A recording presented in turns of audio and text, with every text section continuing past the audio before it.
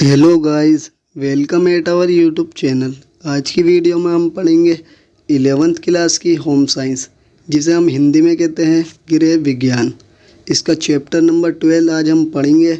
हमारे chapter number 12 का नाम है पोषण, स्वास्थ्य एवं स्वस्थता।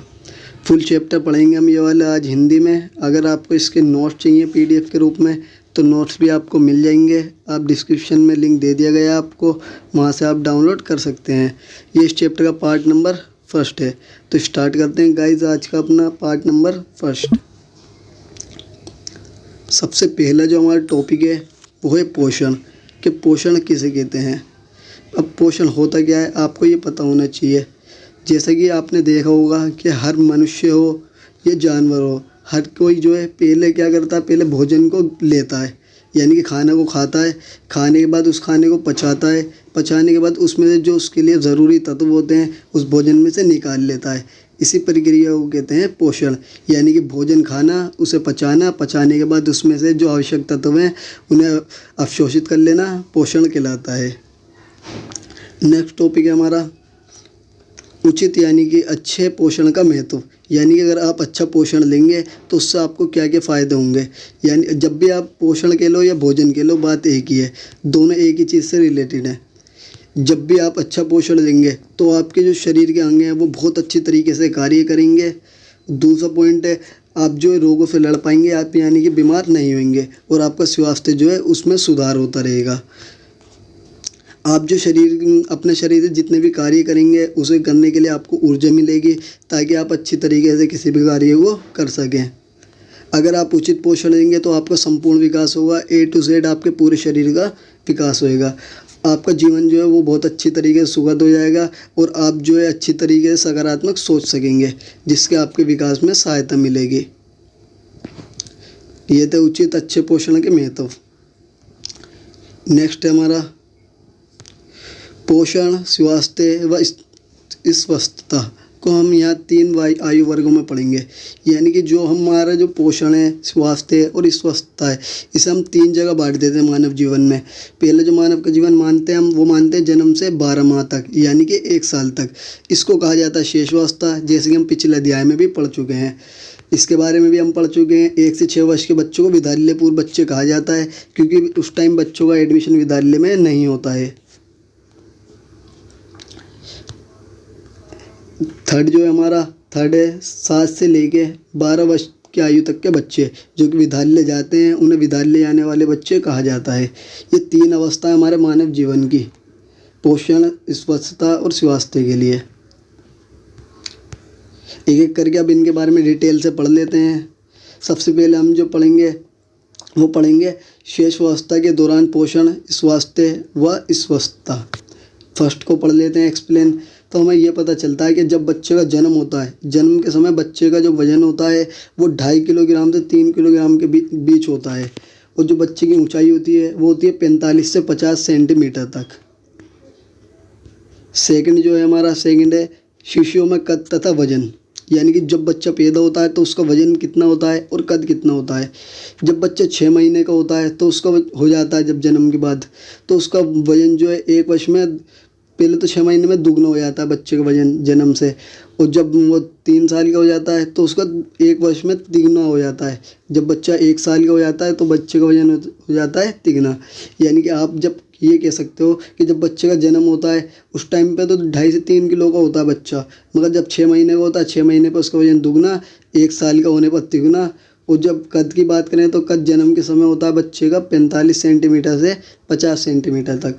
जब बच्चा 4 महीने का हो जाता है तो 56 सेंटीमीटर से 60 सेंटीमीटर तक उसका कद हो सकता है। 8 महीने का बच्चा हो जाए अगर जो, तो उसका वजन हो सकता है 65 से 70 सेंटीमीटर तक।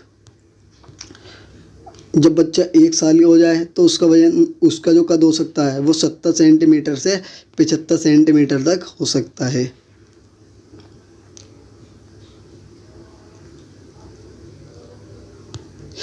जब बच्चा जो है जीवन में के शुरुआत में पोषण लेता है, उसे अच्छी तरीके से ग्रहण करता है, उसे अच्छा पोषण मिलता है, तो उसका विकास भी बहुत अच्छी तरीके से होता है। उसके अंदर ऐसी क्षमता आ जाती है जिससे वो हार्ड कामों को आसानी से कर सके। जब बच्चा अच्छा पोषण लेता है, उसके सिर व सीने की गोलाई दोनों में वृद्धि होने लगती है। यानी कि पहले तो बच्चा जो होता है, बच्चे का सिर जो होता है वो लंबे टाइप में होता है, मगर जैसे जैसे बच्चा बड़ा होता जाता है उसके सिर में गोलाई आती रहती है, और उसका सीना जो होता है उसमें भी गोलाई आती रहती है। नेक्स्ट टॉपिक है हमारा ऊर्जा के अतिरिक्त बच्चों को निम्नलिखित पोषक तत्वों की आवश्यकता और निम्न कारणों से होती है। यानी कि अगर हम जो ऊर्जा लेते हैं, ऊर्जा से तो हमारा ज़रूरत पूरी हो जाती है शरीर की, मगर उसके अलावा भी हम बहुत सारे तत्वों को लेते हैं जो कि हमारे लिए बहुत ज़्यादा ज़रूरी हैं। जैसे कि हम प्रोटीन को लेते हैं, प्रोटीन लेते हैं कई सारी सब दालों के अंदर, और भी कई सारे मछली वगैरह के अंदर, इन सभी चीज़ों से हमें प्रोटीन मिलता है। तो प्रोटीन हम आखिर लेते क्यों हैं? जो हमारी हड्डियाँ होती हैं, हमारी पेशियाँ होती हैं, उनमें बहुत तेज़ी से वृद्धि करता है प्रोटीन, ताकि हम अच्छी तरीके से कार्य कर सकें। जो कैल्शियम जो होता है हमें दूध से सबसे ज़्यादा मिल जाता है। कैल्शियम इसलिए लेते हैं हम ताकि हमारी हड्डी जो है वो मजबूत रह सकें।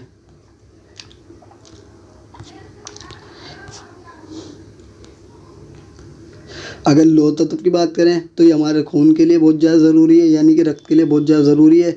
रक्त में वृद्धि करता है जो हमारा लोह तत्व होते हैं, और हमारा जो रुधिर आयतन है उसमें भी विस्तार करता है ये। इसके अलावा भी बहुत सारे तत्व हैं, जैसे आपके एग्ज़ाम में जो पूछा जाता है इन तीनों में से कोई क्वेश्चन बन जाता है। इसके अलावा भी हम देख लेते हैं एक बार इसकी टेबल पूरी, कि टेबल में किस तरीके से समझाया गया है। इसमें से आपके एग्ज़ाम में क्वेश्चन नहीं आता है, बस आपको इन लोगों को याद रखना है कि पोषक तत्व की बात करें तो ऊर्जा यानी कि कैलोरी कितनी मिलती है जन्म से लेके जब बच्चा 0 से 6 माह का हो जाता है, तो उसे कम से कम 108 किलोग्राम होनी चाहिए उसके लिए कैलोरी, और अगर जो 6 से 12 का हो जाए तो 58 किलोग्राम। अगर प्रोटीन की बात करें तो प्रोटीन के लिए 2.05 किलोग्राम, और 6 से लेके 12 साल तक माह तक के बच्चे के लिए 1.65 किलोग्राम। और कैल्शियम जो बच्चे को चाहिए वो 500 चाहिए, और जो अब 6 से 12 साल का हो जाए जब भी 500 चाहिए। इसे बस खाली आप रीड कर लेना इस टेबल को, इसमें से आपके एग्ज़ाम में कोई भी क्वेश्चन नहीं पूछा जाता है।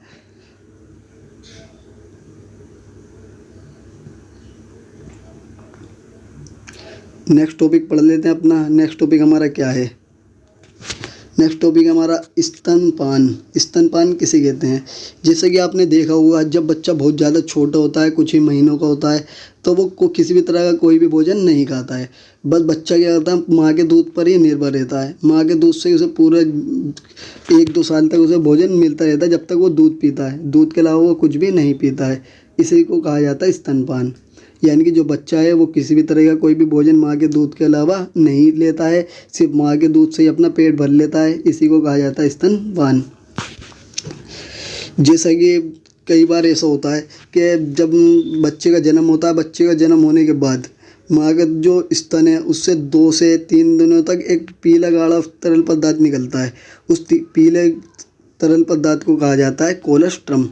ये कोलेस्ट्रम जो है ये बच्चे को पिलाना बहुत ज़्यादा ज़रूरी है, क्योंकि बच्चे को इतनी ताकत देता है ये कि बच्चा संक्रमण बीमारियों से, रोगों से बच सके और अच्छा जीवन जी सके। ये बच्चे को पिलाना बहुत ज़्यादा ज़रूरी है।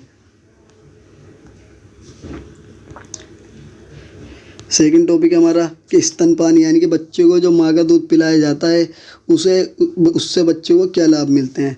सबसे पहला लाभ जो मिलता है बच्चे को ये मिलता है कि जितने भी आवश्यक पोषक तत्व होते हैं बच्चे को वो सारे के सारे माँ के दूध से मिल जाते हैं, और ये जो है बच्चे को आसानी से उपलब्ध हो जाता है। कहीं पे भी जाने के लिए ज़रूरत नहीं है, इससे सिर्फ माँ ही पिला सकती है इस दूध को। और जो माँ का दूध होता है इसके अंदर ऐसे तत्व मौजूद होते हैं जो बच्चे की रक्षा करते हैं कई तरह के रोगों से, ताकि वो अच्छा जीवन जी सके।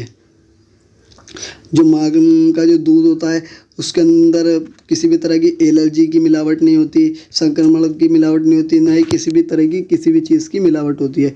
वो बिल्कुल शुद्ध और प्योर दूध होता है बच्चे के लिए। जो माँ जो है अगर बच्चे को दूध पिलाती है तो माँ जो स्तन के अंडाशय के कैंसर से भी बची रहती है, और माँ की जो हड्डियाँ जो है वो भी कमज़ोर नहीं होती हैं बच्चे को दूध पिलाने के कारण। तो ये था हमारे स्तनपान के लाभ। नेक्स्ट टॉपिक हमारा कम वजन वाले शिशुओं का आहार। यानी कि ऐसे बच्चे जिनका वजन कम होता है। अब कम वजन वाले बच्चे कहते किन्हें? कम वजन वाले बच्चे उन बच्चों को कहा जाता है जिनका वजन जन्म के समय 2.5 किलोग्राम से कम होता है। उन बच्चों को कहा जाता है कम वजन वाले बच्चे। अब उनका आहार क्या होता है? तो उन बच्चों के लिए सबसे बेहतरीन जो आहार माना जाता है, सबसे अच्छा आहार जो माना जाता है वो माँ का दूध माना जाता है। क्योंकि माँ का दूध जो प्योर होता है उसमें किसी भी तरह की कोई भी मिलावट नहीं होती। माँ के दूध में बच्चों को एमिनो अम्ल, कैलोरी, वसा, सोडियम ऐसे तत्व मौजूद होते हैं जो कि उसके वृद्धि और विकास के लिए बहुत ज़्यादा ज़रूरी हैं। बच्चे की जितनी भी पोषण से संबंधित गतिविधियाँ होती हैं, सारी की सारी आवश्यकता होती हैं, वो माँ के दूध द्वारा ही उसकी पूरी हो जाती हैं, जिसके बाद उसे कुछ भी अन्य चीज़ लेने की ज़रूरत नहीं है। कई बार ऐसा होता है कि माँ घर पर नहीं होती तो माँ का दूध बच्चों को नहीं मिल पाता। तो इस समय में अगर बच्चों को माँ का दूध नहीं मिल रहा है तो उसे बाहर से भी कोई ना कोई चीज़ लेकर खिलाई जा सकती है ताकि बच्चा आसानी से उसे पचा सके। जैसे कि मदर डेयरी का दूध जो होता है बच्चों के लिए बहुत ज़्यादा उपयुक्त माना जाता है और वो बच्चा आसानी से उस दूध को पचा सकता है। तो आप मदर डेयरी का दूध पिला सकते हैं, या यानी कि कोई से भी दूध लेकर उसमें बहुत ज़्यादा पानी मिलाने के बाद उसे अच्छी तरीके से पकाकर आप बच्चे को पिला सकते हैं।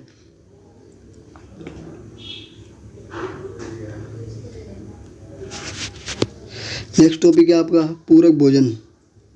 जब बच्चा धीरे धीरे बड़ा होने लगता है, जब वो माँ के दूध पे पूरी तरह से निर्भर होना बंद कर देता है, अब बच्चा क्या करता है, वो माँ के दूध के साथ साथ बीच बीच में कुछ ना कुछ आहार लेता रहता है। कभी छोटे रोटी का टुकड़ा, कभी सालन का टुकड़ा, कभी फल सब्जियाँ छोटी छोटी। तो धीरे धीरे बच्चा क्या करता है, माँ के दूध के अलावा भी बहुत सारा खाना साथ ही साथ लेता रहता है। इसी को कहा जाता है पूरक भोजन। यानी कि माँ के दूध के अलावा और भी बहुत सारे भोजन को ग्रहण करना बच्चे के द्वारा, ताकि उसकी का पेट जो आसानी से भर सके और वो पूरी तरीके से माँ के दूध पर निर्भर ना रह सके। इसी भोजन को कहा जाता है पूरक भोजन।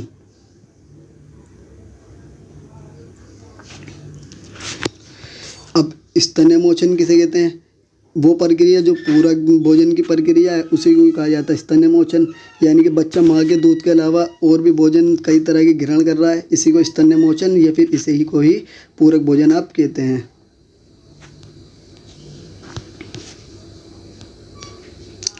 अब पूरक भोजन बच्चे का शुरू कब होता है? बच्चे का पूरक भोजन शुरू होता है 4 से 6 माह तक के बच्चे का। जब बच्चा 4 से 6 महीने का हो जाता है तो उस टाइम पर उसका पूरक भोजन जो है वो शुरू कर दिया जाता है। अब पूरक भोजन के अंदर बच्चों को शुरुआत में दिए जाते हैं दाल का पानी, चावल का पानी, सब्जियों का पानी, फल छोटे छोटे टुकड़े कर कर उसका, या फिर बच्चे को पतला दूध दे दिया जाता है बहुत ज़्यादा। ये सारी की सारी चीज़ों को आसानी से पचा सकता है। इसी भोजन को कहा जाता है पूरक भोजन। अब आपके पूरक भोजन के प्रकार देख लेते हैं। आखिर पूरक भोजन जो है आपका, उसके प्रकार कितने हैं? वो 3 तरह के होते हैं। एक होता है तरल पूरक भोजन, इसके अंदर तरल वाले पदार्थ पिलाए जाते हैं सारे। एक होता है ठोस, जो पूरी तरीके से ठोस नहीं होता मगर तरल होता है वो। एक होता है ठोस पूरक। अब इन तीनों के बारे में डिटेल में एक्सप्लेन कर लेते हैं। सबसे पहले हम पढ़ेंगे तरल पूरक आहार के बारे में। आहार का मतलब भोजन ही होता है। जब बच्चा जो होता है, बच्चा तरल पूरक आहार ग्रहण करता है 4 से 6 महीने की आयु में, तो उसे क्या क्या दिया जाता है, अब हम ये पढ़ेंगे इसके अंदर। जब बच्चा 3:1 के अनुपात में होता है तो उसे उबले पानी के साथ मिला दूध दिया जाता है। यानी कि बहुत ज़्यादा उबला हुआ पानी लो, उसके अंदर दूध मिलाकर बच्चे को दे दो ताकि दूध बहुत ज़्यादा पतला हो जाए और बच्चा आसानी से पचा सके। फिर धीरे धीरे कुछ सप्ताह तक बच्चे को ऐसी देने के बाद बच्चे को फिर पूरा प्योर दूध दिया जाता है ताकि बच्चा धीरे धीरे उसे पचाना शुरू कर दे।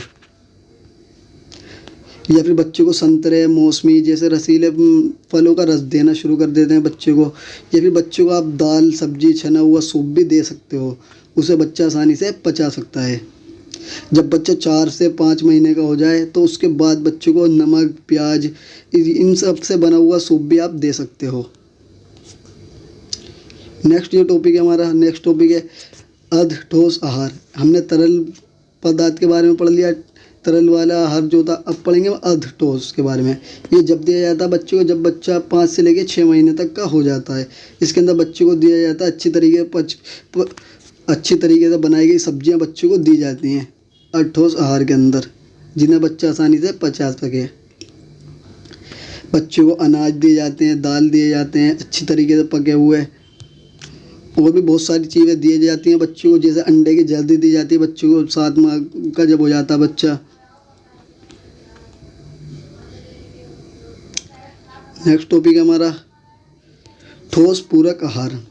शिशु को ठोस पूरक आहार जो दिया जाता है वो दिया जाता है 10 से 12 महीने का जब बच्चा हो जाता है उस टाइम उसे दिया जाता है ठोस पूरक आहार। ठोस पूरक आहार के अंदर बच्चों को कई सारी चीज़ें दी जाती हैं, जैसे कि आप उदाहरण के रूप में देख सकते हैं बच्चों को दाल दी जाती हैं, अनाज दी जाती हैं, कई सारे अनाज के टुकड़े दिए जाते हैं, मांस दिए जाते हैं, बच्चे को अच्छी तरीके से पकी हुई सब्जियां दी जाती हैं बच्चे को। ये सारी की सारी चीज़ें दी जाती हैं जिन्हें बच्चा आसानी से पचा सकता है। बच्चों को सलाद दी जाती हैं, फल दिए जाते हैं, ठोस पूरक आहार में कच्चा पनीर दिए जा सकते हैं जिसे बच्चा आसानी से पकड़ कर खा सकता है। तो गाइज़ आज की वीडियो में इतना ही, मिलते हैं नेक्स्ट पार्ट में। जब तक के लिए थैंक यू, धन्यवाद।